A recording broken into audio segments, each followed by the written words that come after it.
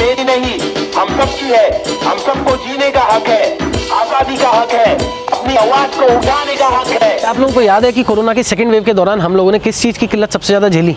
शायद आप लोगों को याद नहीं हो, पर मैं आपको कुछ हिंट देता हूँ। वो एक ऐसी चीज़ थी जिसके लिए स्पेशल एयरक्राफ्ट चलाए गए, उसके लिए स्पेशल ट्रेनें चलाई गई, उसके स्पेशल प्लांट लगाए गए जगह जगह पे। अगर इतनी सारी हिंट के बाद भी आपको याद नहीं आया तो मैं आपको याद दिलाता हूँ, वो चीज़ थी ऑक्सीजन, यानी कि प्राणवायु। हम लोगों के इकोसिस्टम के अंदर प्राणवायु यानी कि ऑक्सीजन बनाने की जिम्मेदारी होती है पेड़ों की, और वो जो ऑक्सीजन थी वो थी प्लांट मैन्युफैक्चर्ड ऑक्सीजन।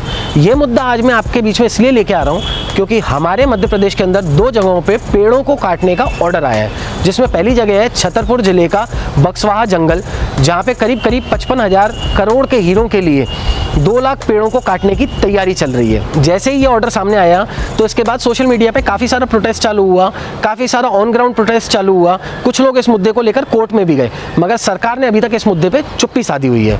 दूसरी जगह है ग्वालियर का थाटीपुर एरिया, जहाँ पे गवर्नमेंट के कुछ पुराने क्वार्टरों को तोड़ के नए मकान बनाए जाने हैं और उसके लिए कई सैकड़ों पेड़ों को काटने की तैयारी चल रही है।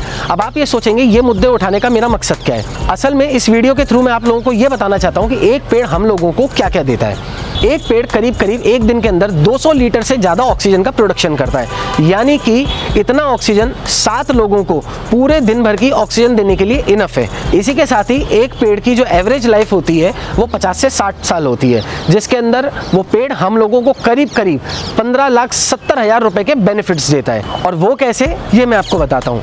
एक पेड़ करीब करीब 5 लाख रुपए की औषधियाँ हम लोगों को अपनी पूरी लाइफ ड्यूरेशन के अंदर देता है। वही पेड़ करीब करीब 5 लाख रुपए की मृदा व्यवस्था करता है, मृदा यानी कि उपजाऊ जमीन की व्यवस्था करता है।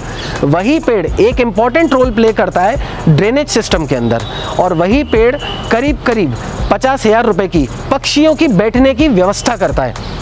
यही पेड़ करीब करीब 20,000 रुपए की हमें छाल देता है, और इसी के साथ ही साथ जब वो पेड़ ख़त्म हो जाता है तो उसकी सूखी लकड़ियों से जो हम लोगों को इनकम मिलती है या वो किसी काम आती है, उसको मैं इसके अंदर तो काउंट ही नहीं कर रहा। तो ऐसे 15,70,000 रुपए का बेनिफिट एक पेड़ हमें अपनी पूरी लाइफ टाइम के अंदर देता है।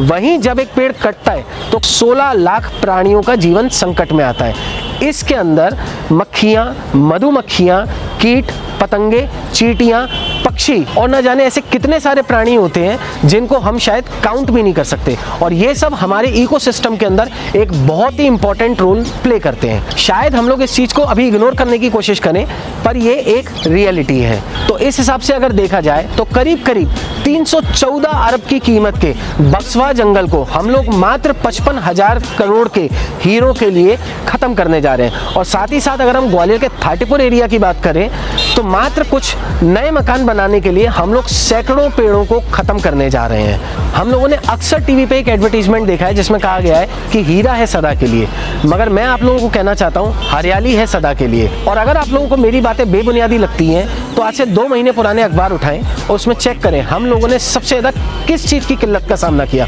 क्या वो हीरा था या वो हरियाली से मिलने वाली ऑक्सीजन थी?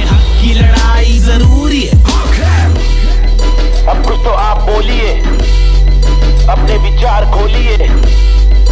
मैंने तो बस बड़बड़ कर दी, अब कुछ तो आप सोचिए।